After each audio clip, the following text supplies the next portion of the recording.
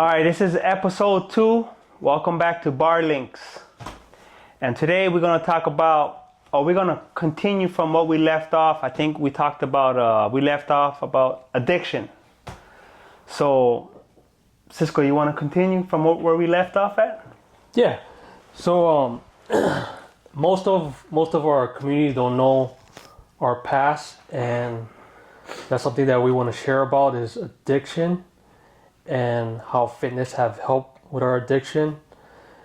And the reason why I want to share this topic, because to this day, and I know we talked about in the last episode, many of our friends are still in the same struggle, and we know a lot of people still stuck with addiction.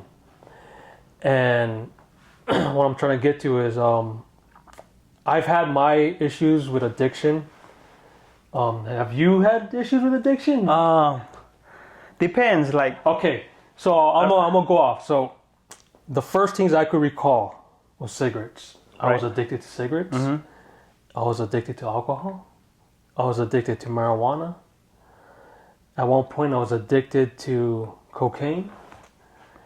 I'm spilling the whole truth. Hold on. I was, okay, man. But there's levels of addiction. Okay. Right? So when we go into addiction, because we've been around people who was addicts. Right. Real bad addicts. Yeah. So when you say like addiction, it wasn't where I'm gonna commit crime to get my need. No, that's true. Right? So yes, I believe that I always needed my cigarette. I always liked to smoke weed. I always drank beer. Yes, there was a time that I was doing cocaine, but it wasn't where like I'm gonna steal and kill and rob. True. Yeah, you know what I mean? This is what I learned. That's a whole different level of addiction. There's a different level of addiction. Now, my kind of addiction was a little bit different with money. True. Because that I would commit crime. I would take more risk. True. I would do things which led me to prison because it was all about money. Now, you can meet addicts because we grew up around a lot of drug addicts. We had a lot of friends and they would be scandalous. I was never scandalous like that. Mm-hmm. You know what I mean? I was not that kind of addict. That's why I never looked at myself as a real addict. Yes, I've been to drug program and I had to claim, hey, my name is Josh. I'm an alcoholic, and I had to go with the flow, right? But when I sat around those kind of people, I was like, you wasn't on their level. Nah, I was like, yeah, I'm not like these people. But I knew why I was there because it was court ordered. Right. But you know what I mean? That's a whole different topic. Yeah. But what I'm trying to say is that you didn't feel through those times that you was addicted. Like, you fiend for a cigarette. You fiend for alcohol. Would I rather pay my bills or spend my money on buying another sack? No, but we never go to that level. Yeah, no. See, that was go to that level. But yes, I always wanted my cigarettes. I always needed my smoking my weed certain times of the day. You know what I mean? I felt every weekend I had to drink with my friends. I couldn't hang out without being drunk or kicking it with the homies. So you didn't think that was some type of addiction?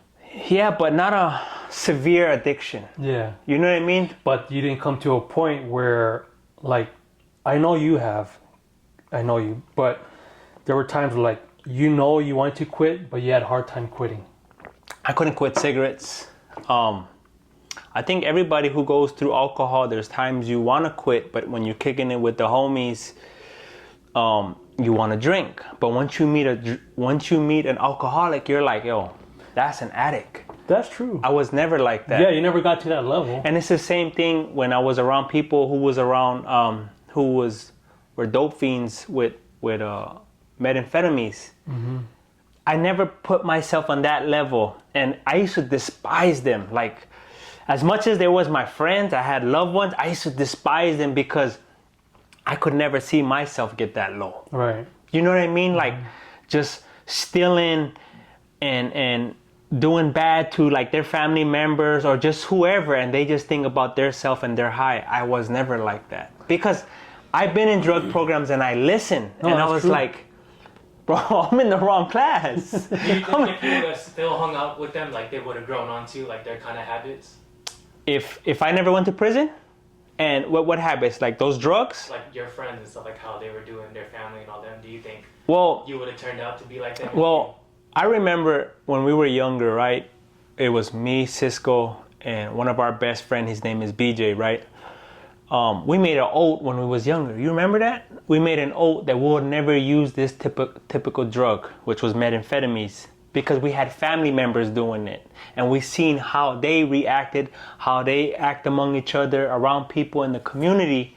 So we was like, dude, we ain't never touching that. The only way we touching that is we selling that, right?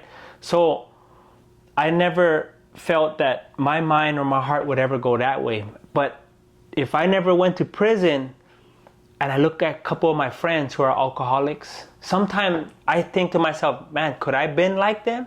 But then I think back, I have other friends that they never went crazy.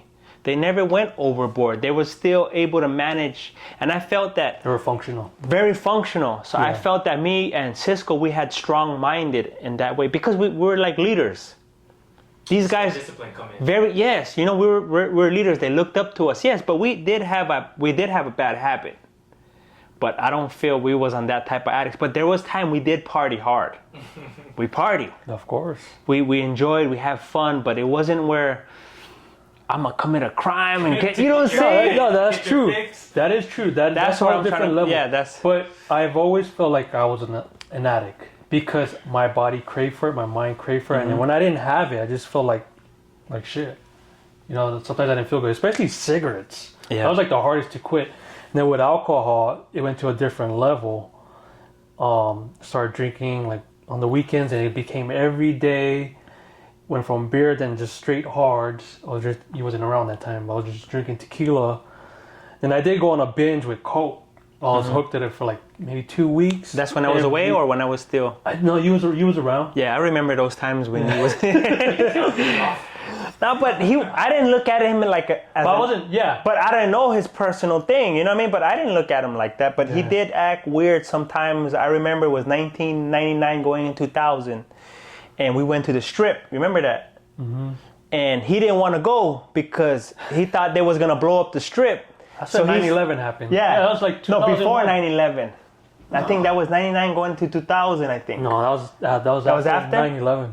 I was paranoid. That's the Princess apartment. Yeah, that's when it was. Yeah. So he stayed back and started getting high by himself on cocaine. So you know what I'm saying? I just thought for that day he just thought it was gonna be bad. But I never looked at like none of us like that until I came out and then I seen real addicts, which I knew other people were really addicts when they started committing crime for it and doing just bad things.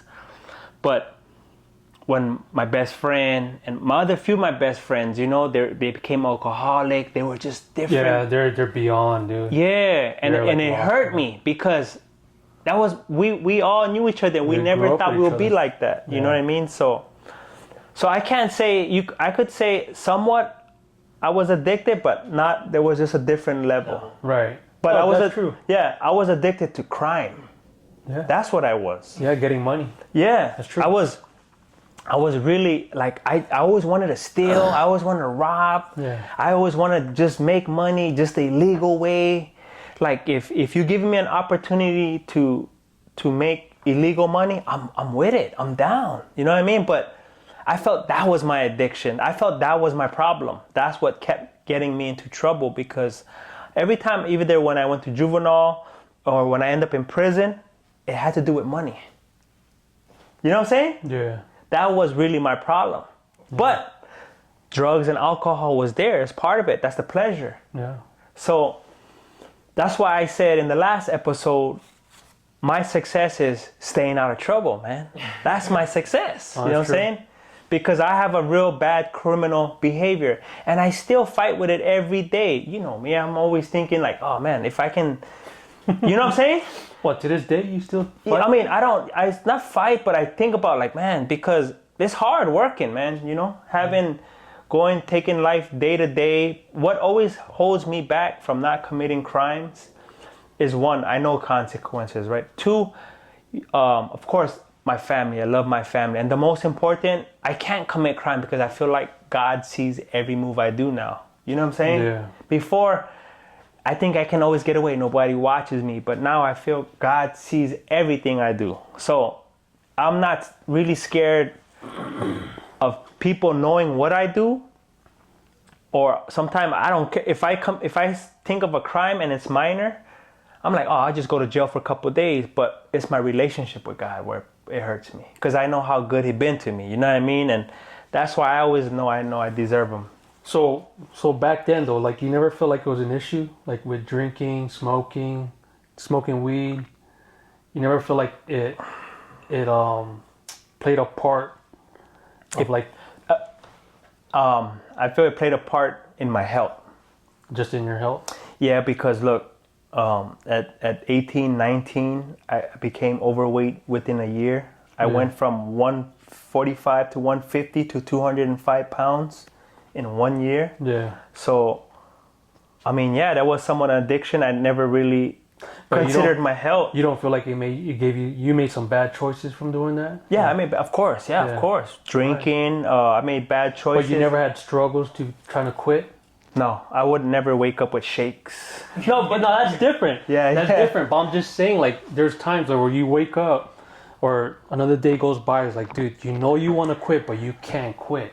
With cigarettes. Any cigarettes, alcohol, weed. I know you did, man. Maybe, I mean... But you just don't remember? Yeah, I just don't remember. But I struggled. I always enjoyed smoking weed. And alcohol, too. I used to love it. But it wasn't, like I said, it was just a different kind of level. Mm-hmm. And I could say it was somewhat a struggle when I was on probation. Yeah, I was still doing it. Yeah. Even though I know I can't be doing that, I was still doing it. So that was house arrest. Yeah, I was doing still a breathalyzer. Even that for the breathalyzer, I was still drinking. So you could say I was somewhat addicted to that. You know what I mean? It's like you never had those days where like you're like, all right, I'm not gonna smoke tomorrow, drink tomorrow, and then tomorrow comes the next thing. Oh, it was every day. Yes. It was every day. So you were struggling stopping. But it wasn't because not. You know? No. But he looks at it at a different angle. That's what it is. Yeah, That's just so. What I felt like I struggled with it. Mm-hmm. But you're right too. I didn't have that level of addiction where I'm gonna go rob somebody, be scandalous, do my friend dirty, or do someone dirty just to get high. I never went that low, but I've struggled with it to where I've wanted to quit. Part of me was telling me, like, this stuff is bad for me, and then there was times where I couldn't even hang. Yeah. I could recall like drinking and driving. I'll like be on the road and I'll pull over, start throwing up, and go back on the road. And I know, like deep down, like, dude, that stuff is bad, man. You know what I mean? Putting my life at risk and other people on the road. And I struggle with it, like knowing that I wanted to quit, but I had a hard time quitting. I really had a hard time quitting. And I could recall, like, every New Year's, I would tell myself, okay, I'm gonna quit weed. I'm gonna quit drinking, cigarettes. And it was very hard, man. And so I do feel like, yeah, I was an addict, but never that. I didn't have that high level of addiction to where I'll lose everything. You know what I mean? What got you into doing that kind of stuff, though? I know you. My environment. Addiction. Oh, so people around. So I've always been surrounded by Curiosity? Yeah, curiosity. There was a lot of it had a part of it that played a role of me being curious. For one thing, like growing up in Hawaii, our whole neighborhood was pretty much bad. There's a lot of people. In our perspective, it looks like the projects. You know, there's like a lot of apartment buildings, all bricks, three stories high. In our neighborhood, there's six buildings, which is Bishop Gardens. Like I think so over 150, 200 units. There's like a lot of kids. You know, on top of that, there was gangs. I've seen prostitutions. I've seen drug dealers. You see these gangs doing drugs. So and then, like, my parents, they were good people, hardworking people, but they wasn't always around, you know what I mean? So like the term people like to call it latchkey kids. So like, what is it called? Latchkey kids. Never heard of it. So it's like at your house you have a latchkey where you lock the door so your kids can't go out. Oh. But your parents is not home, so you just like you're out. You know what I mean? That's a term like most older people use if I'm using it the right way. But we never use that term. But I've always heard that.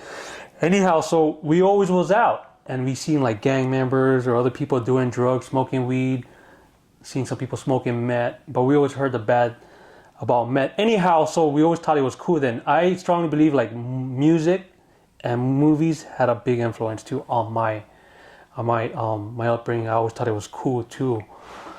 And you know, one thing is, I don't know, everybody's different, man. Like sometimes it just takes that one hit or that one feeling. It's like you want to, yeah, you're hooked. You know what I mean?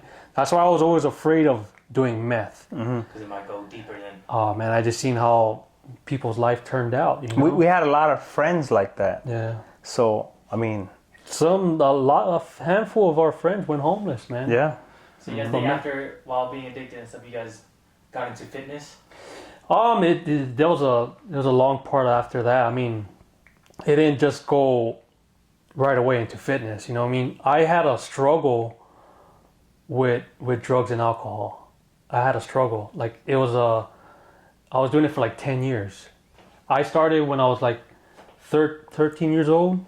So I started probably smoking cigarettes like off and on in Hawaii. Maybe when I was like 10 or 11. But Yeah. you know, it was that easy to get cigarettes. So what made you snap out of your addiction? Man, dude, I went through a lot, man. Witnessing my brother going to prison. My aunt committed suicide. There was just a lot of things going through it, you know what I mean? And my mom, just seeing the things she was going through. So I felt like I had to make a change. And like I said, in the last episode, I talk about changing bad habits, replacing bad habits with good habits, right? Mm-hmm. That's what I learned from drug program. And I found that like fitness does that. It did, but it took a long time, man. It didn't happen so easy. You know, it doesn't come overnight. It's a struggle. That's right. Especially with cigarettes, weed, alcohol.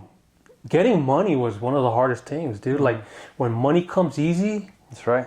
dude, it's hard to get over it. Like knowing now you gotta break your back just to work a legitimate job, knowing that like, dude, I can do something else and make that money so fast. It's like, but like he said, knowing the consequences, it's like, is it worth it? That's the way I look at it now because I'm older. You know what I mean? When you're younger, you don't think like that.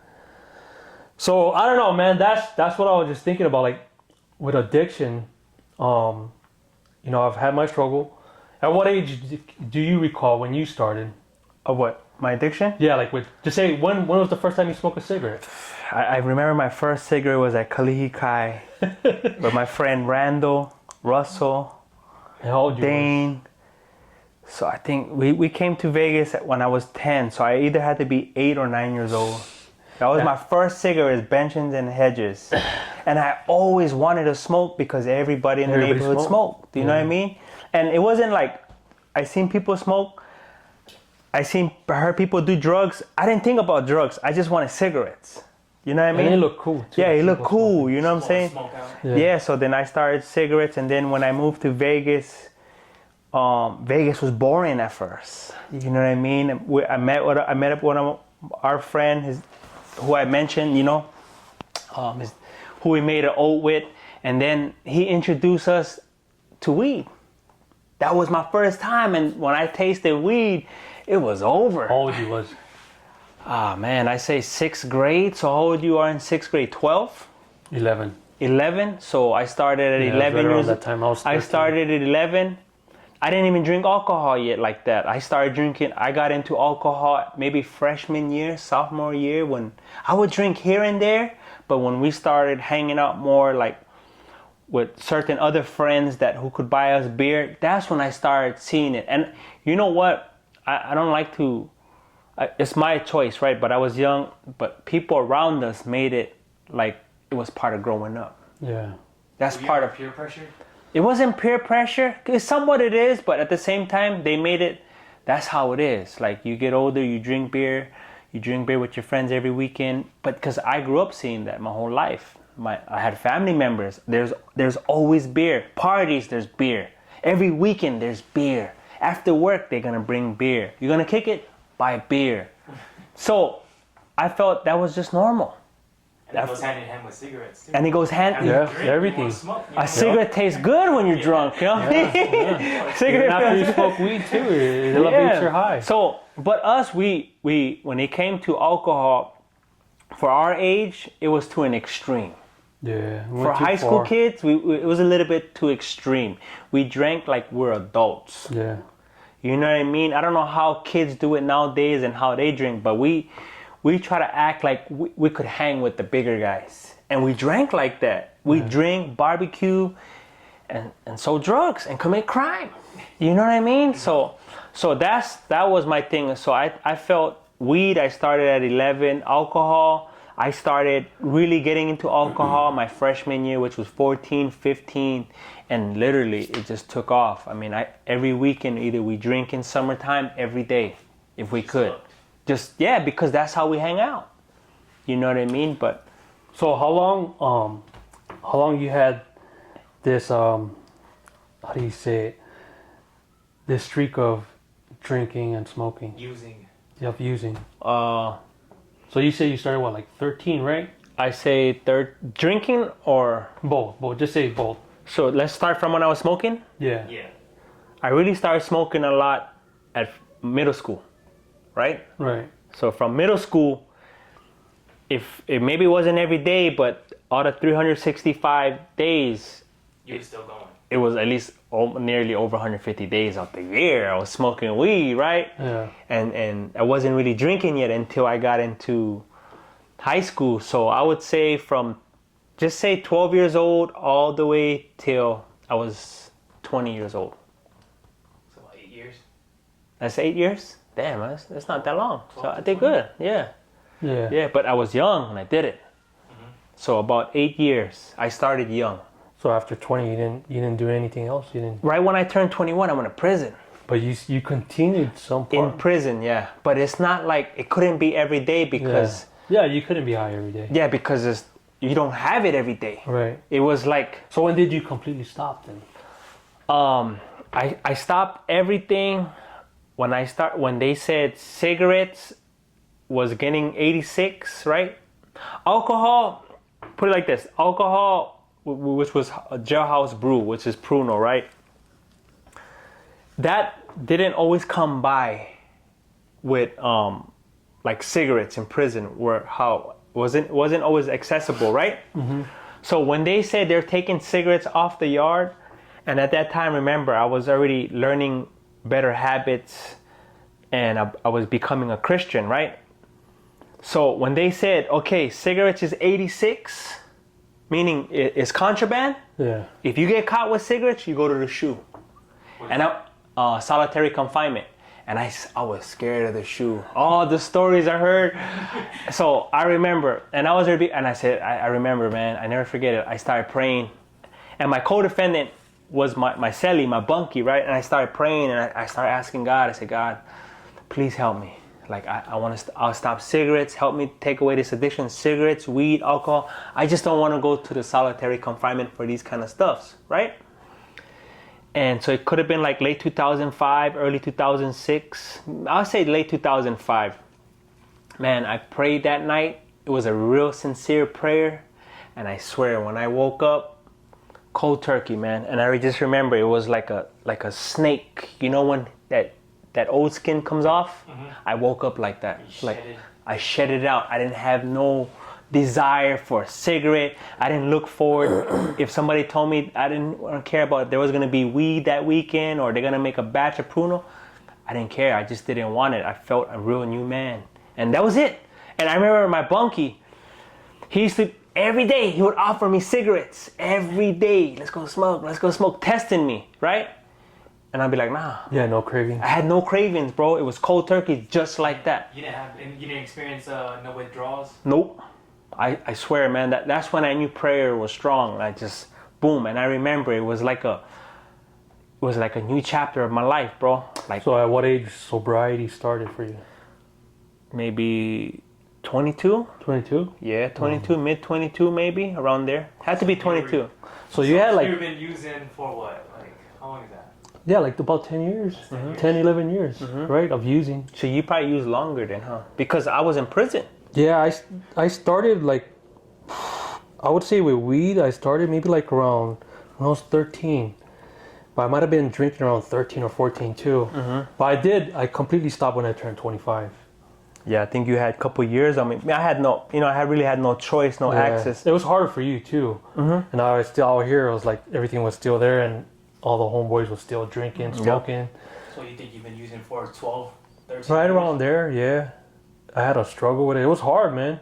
Every like New Year's, I always told myself, "Oh, I'm gonna quit," and then it was hard, man. The temptation was there, but I was hungry for a change, man. I got tired. I got tired of waking up feeling like crap from hangovers, or like the craving of, and then knowing too, like, man, it costs, like, it's expensive. It gets expensive, buying cigarettes, beer.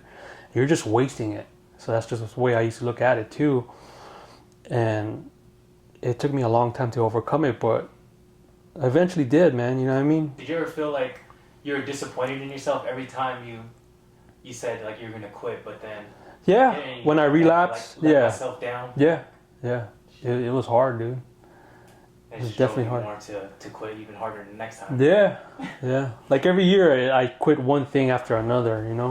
Hey, but funny story though.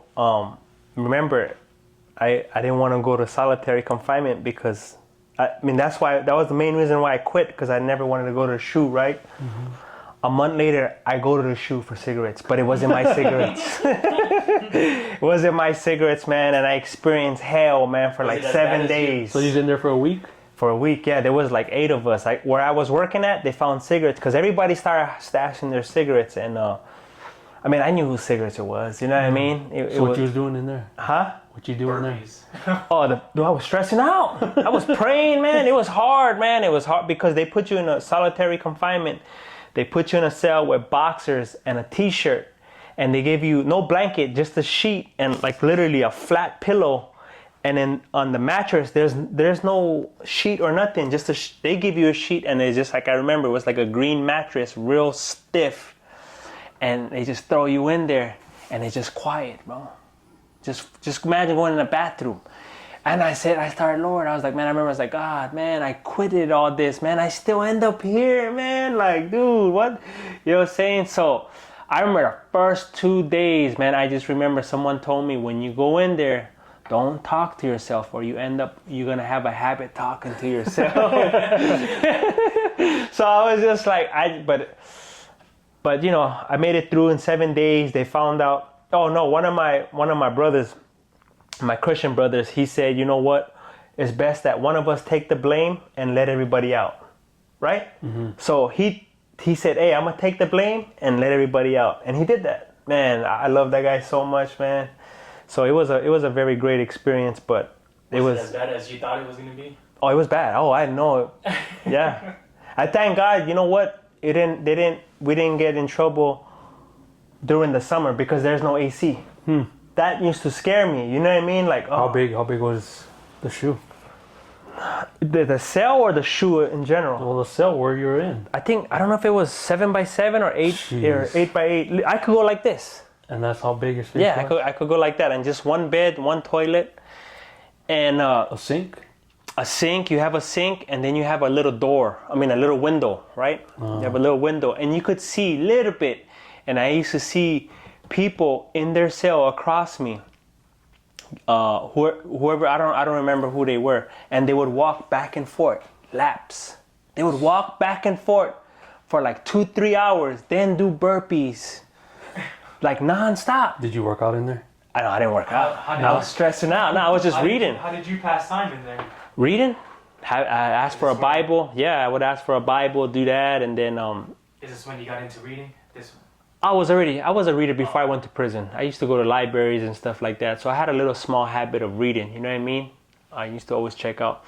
But then, in there I never worked out. No, not in the SHU. I was more stressing, man, and just, I gotta get out of here, man. Did you lose track of time? Did you know what time? You don't know what time. You don't know the day. You don't even see sunlight. You don't see sunlight. And they give you rec like once a week. And I remember going to the bathroom, the showers, right?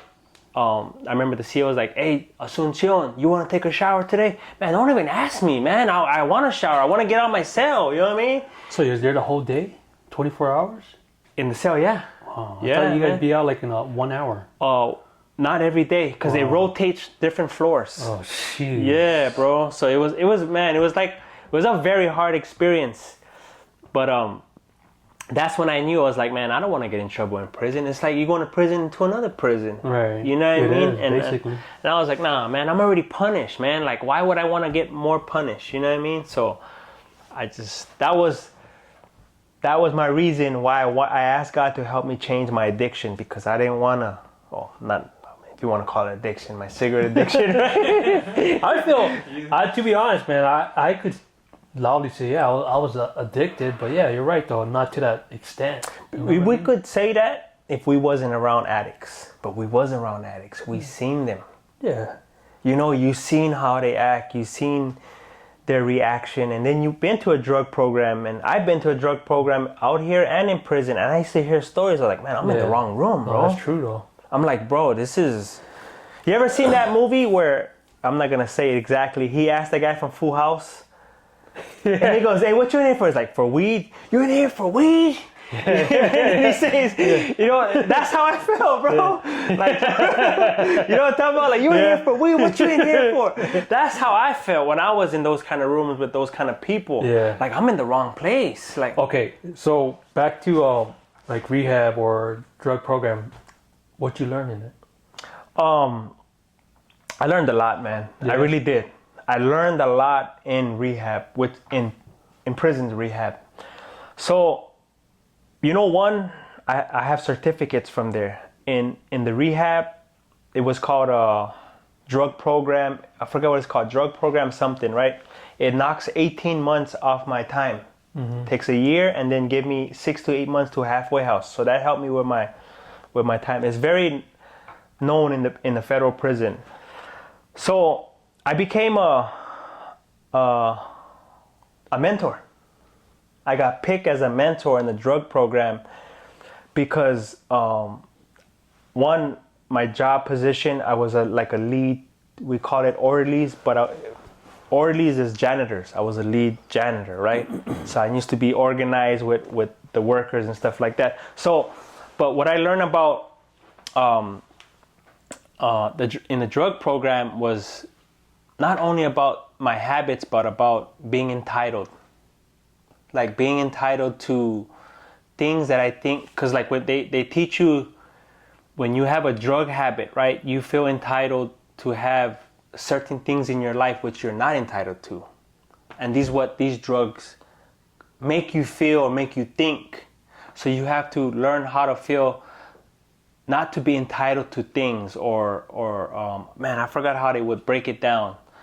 It was a lot, you know, it was a lot about your character and how to know where to be in your weak places and your strong places of environment, where there's bad habits or bad influences, like with people who drink, people who, how to be observant towards those, right? How not to be in areas where you feel that it could draw you back, but I never really felt I had those kind of problems. I applied it to being around people who had a criminal behavior. So I applied it to that. You know what I'm saying? Yeah. Like you put me around a dude who's a money maker and it's all illegal, he could influence me easily. He could really test me because I like that. Like I like that easy money.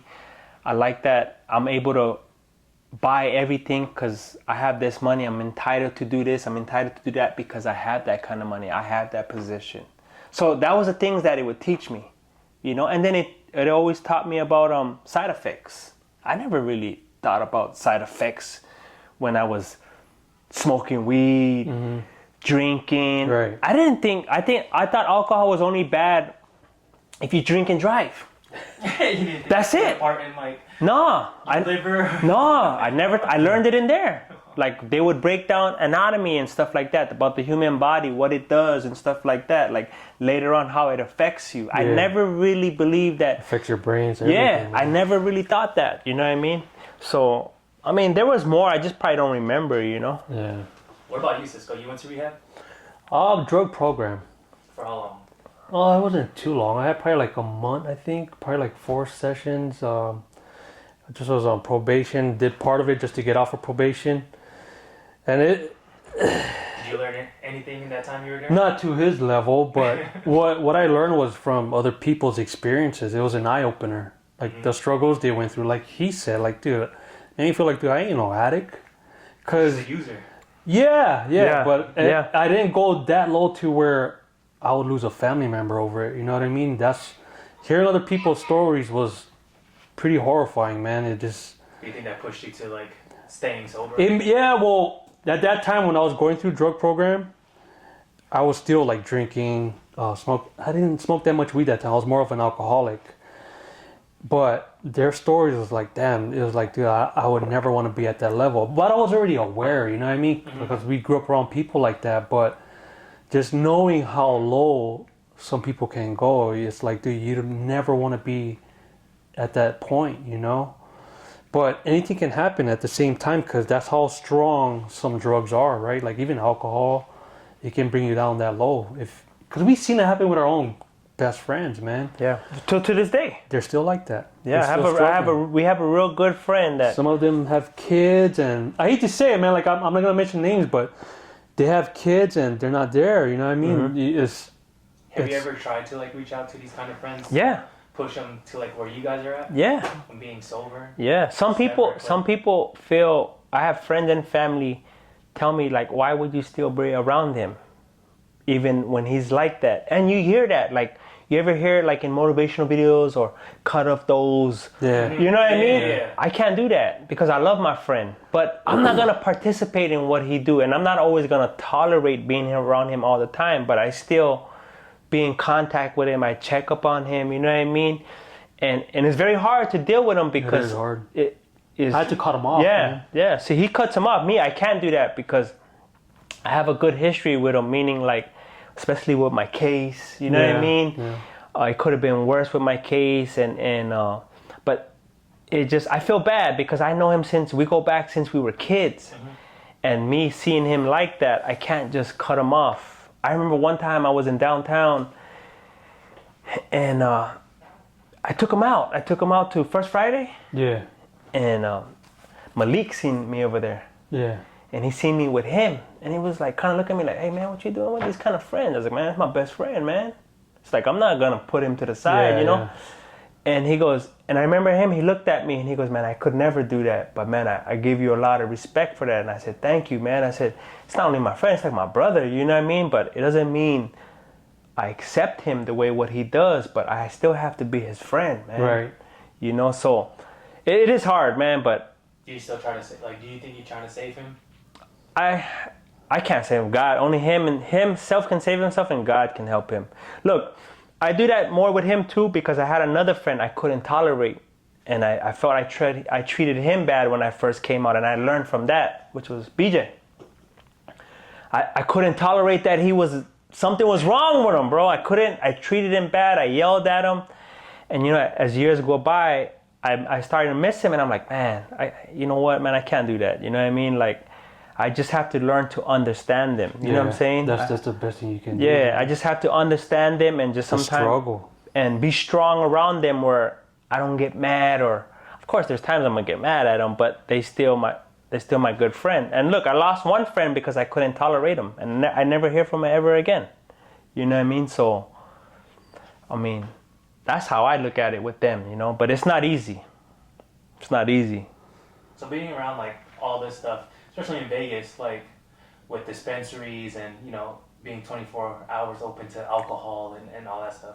How do you guys stay sober being around all this kind of temptation?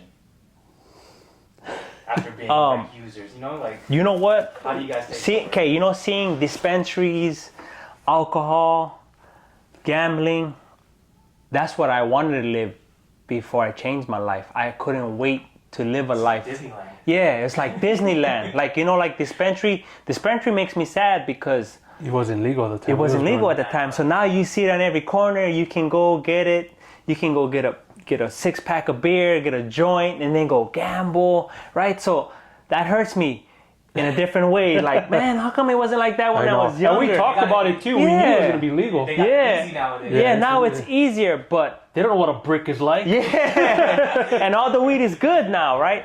But now, you know, when I think about it, these good habits that we have, what we have, you know, we train, calisthenics, fitness. We have personal goals, and we know those kind of lifestyle being in Vegas, doing those kind of things or participating in smoking weed all the time and drinking and stuff like that, that can hinder your lifestyle. You know what I mean? For some people, they'll work out and party on the weekend. Sometimes it's just a trend for them with the workouts. That lifestyle, it's not really a lifestyle, it's a trend for them. That's so true. they look good on the weekend lot of or people wherever come they and go. partying, going to club it, and it's cool because they never went through that phase how we went through a phase. That's true. With life and crime and drugs and stuff like that. So what keeps us, don't get me wrong, I might shoot a little craps here and there, you know what I mean? But I'm not addicted to it because I know I work hard for my money. When I came out, I smoked weed once or twice or 3 times, but I felt it's not the same as when I was younger because I have more responsibilities. I have a different lifestyle. I could drink. I drink casual on a wedding, on a funeral, somebody's birthday. How does it make you feel when you drink? Like, okay, now like you don't drink like you used to, but when you have a beer or 2, I don't know, maybe more, do you feel any guilt? No. Or no? Nothing? I don't feel no guilt. Only weed makes me feel guilt. When I did weed, I was like, it makes me feel guilty. Alcohol, I don't feel no guilt because I don't feel that, how you say, it's gonna overcome me or, you know what I mean? Yeah. I'm not scared because I know my limits. Right. You know, I know my limits where I'm like, okay, that's enough. Yeah.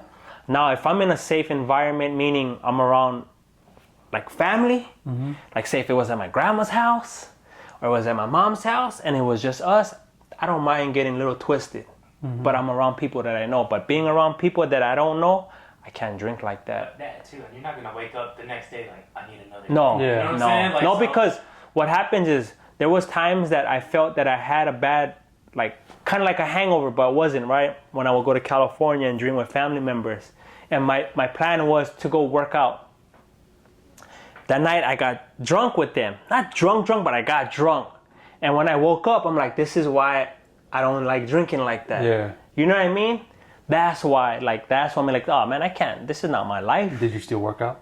No, I didn't work out. I didn't work out. It was, I didn't like the feeling of it. You know what I mean? Right. So that's how I know that's not my life no more. Even though it's, you know, they call it Sin City and There's a lot of temptation. yeah, the temptation is strong here. But we grew up. I was grown in that. I was marinated in that. You know what I Yeah. mean? For some people, it's hard to be like, oh, Vegas. Yeah, they never really went through it. Man, we lived here. We gambled. We used drugs, sold drugs. We partied. We drank all the time. So I've been to that phase at a young age, and I'm grateful we started young.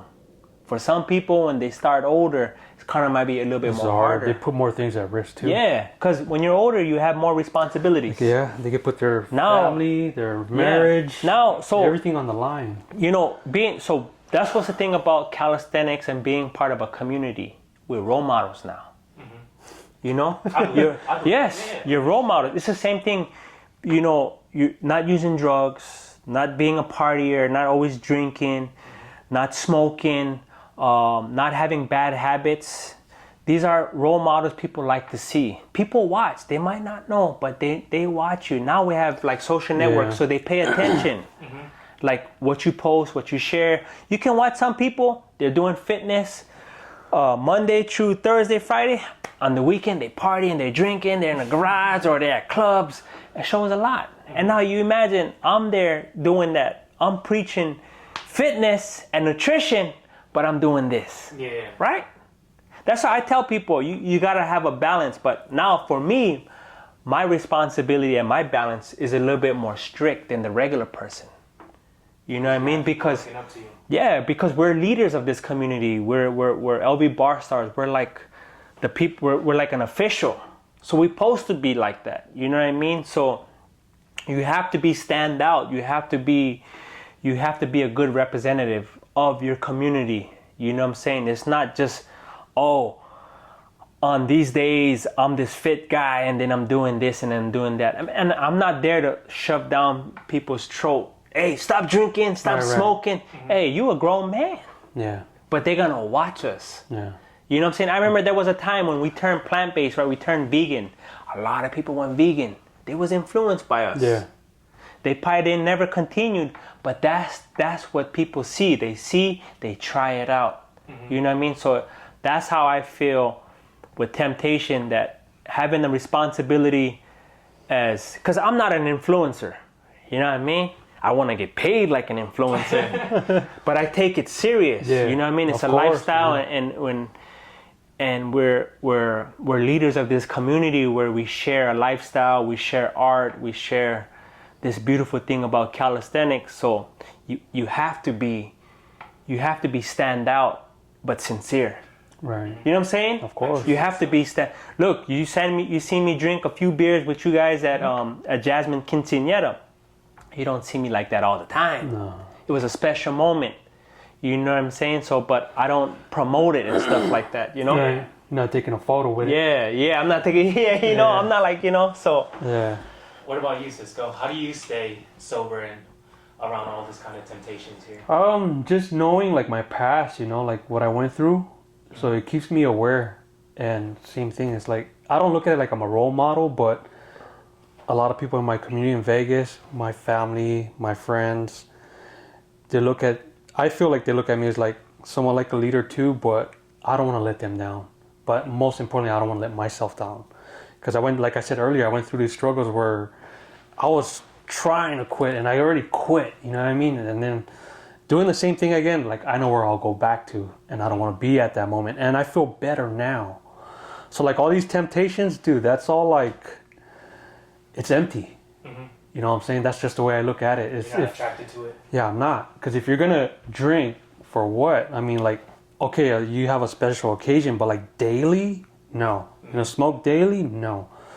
And knowing too what it does to your body. So it's like, what's more rewarding and what's more beneficial? Drinking and smoking every day or exercising and eating right? And trying to sleep too. I mean, sleeping right, which is something I don't have down. But so that's how like I overcome temptations, just knowing the outcome. You know what I mean? I'm already like in my 40s, man. I'm about to hit my mid 40s, so I already know. So it's like there's no point of me going back. I'm trying to move forward, I'm trying to climb that ladder. So I already know. That's the way I look at it. You know what I mean? And that's my advice too. Like for younger people, man, it's better like just to start now, or don't wait till tomorrow. Like if you have a struggle with addiction, I know it's easy to say. Dude, try to find a better habit and knowing the rewards, the benefits, and keep it in your mind. I don't know.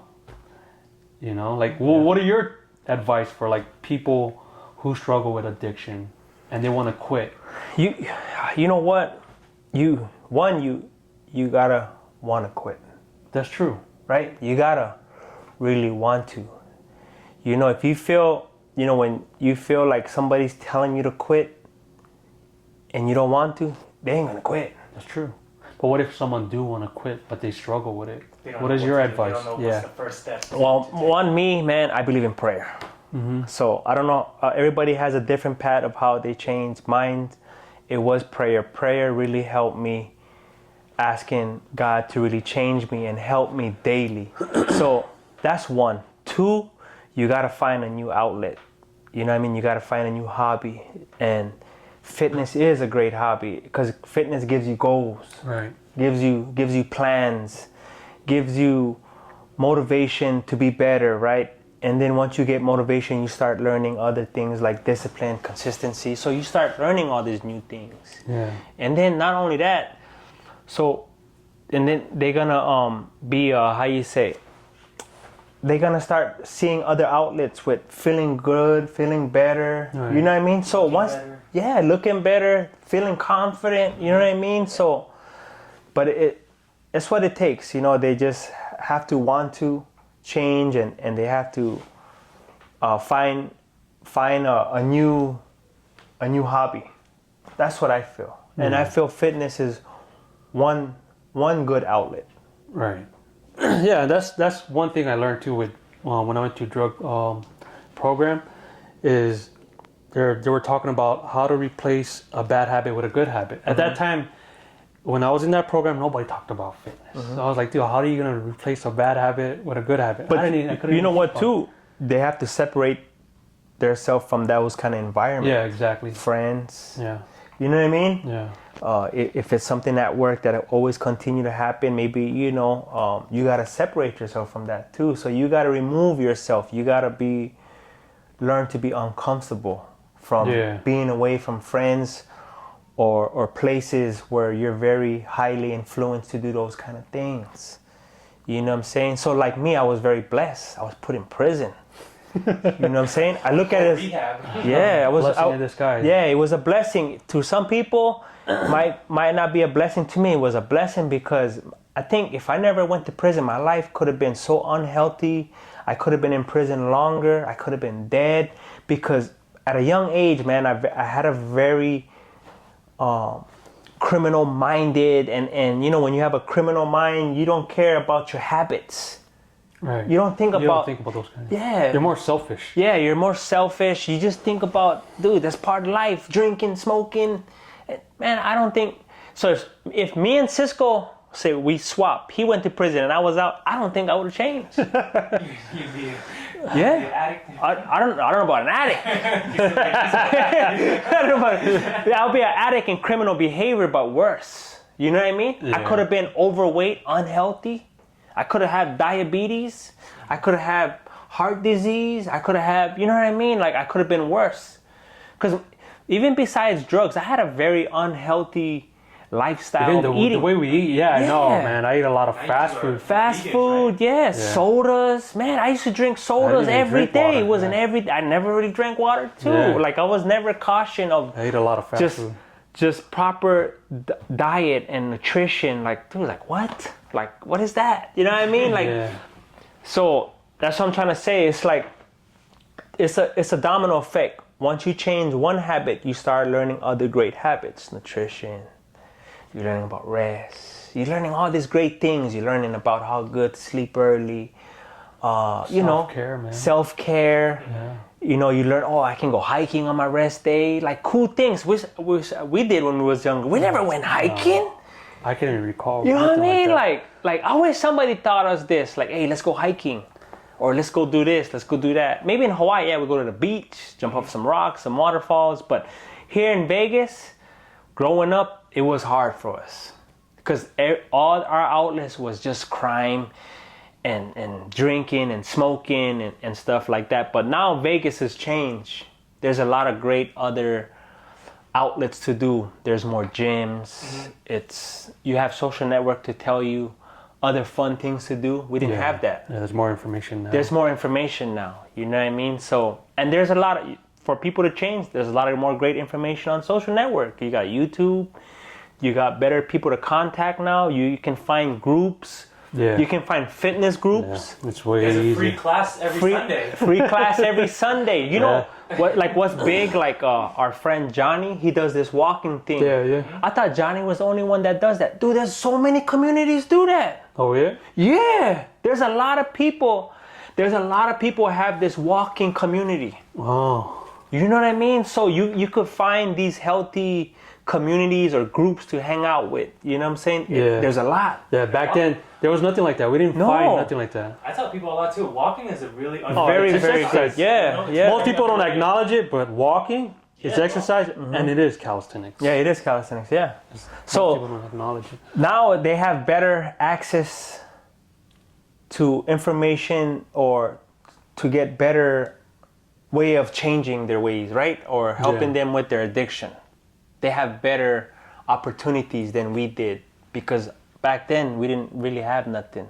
Yellow pages. Yellow pages, right? The newspaper. Yeah, yellow pages, newspaper. We had to get in trouble to get sent to a place to somebody tell us what to do or how to change. Now you could find so many ways to change, man. It's true. You got Instagram, you got Facebook, and they have so many self-help groups or groups that would help you to change. You got motivational speakers. Dude, there's a lot. There's churches you can find, you know what I mean? So there is no excuses, man. If you really want to change, Go out there. Yeah, you just gotta look, man. People can help you, groups can help you, organizations can help you, social network can help you, like YouTube. Now you got ChatGPT can help you. You got AI can help you, man. Right? Yeah, Exactly. yeah. So there is no But I think there's excuses. people who struggle with addiction now with social media too. That's a different addiction. Yeah, it Type is. of addiction, huh? Yeah, It's a different social media addiction, and it's a scarier addiction yeah, too it now. is. You know what I mean? Yeah. But it's all about managing and controlling your time. All right, so we almost on time. About out of time. So you got any final thoughts you want to say, I or think you got a message? I know you just laid out a whole bunch of message for. I don't know. If you had to leave off with one message for people struggling with addiction and stuff, what would you tell them? I would say don't give up. Just believe in yourself. Find a better find a better gateway. I mean, find a better outlet. That will replace your bad habit, and don't lose hope. We're both examples that you can change. We went through like over 10 years of addiction, and look at us now. We're very strong over our heads with fitness and health. true. Yeah, I mean, if you do have an addiction problem, and you watch this video, this podcast, or you're listening, don't dig deeper. Don't dig that hole deeper, because that hole can really take you real low. So if you feel like you want to change, you could change, because it's possible. You don't have to go to prison.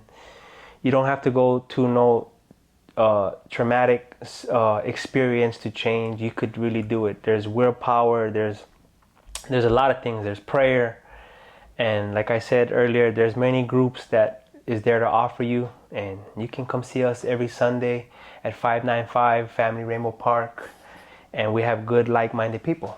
Nice. So that was addiction to role models / leaders into the fitness community. That's right. It's possible. Yeah.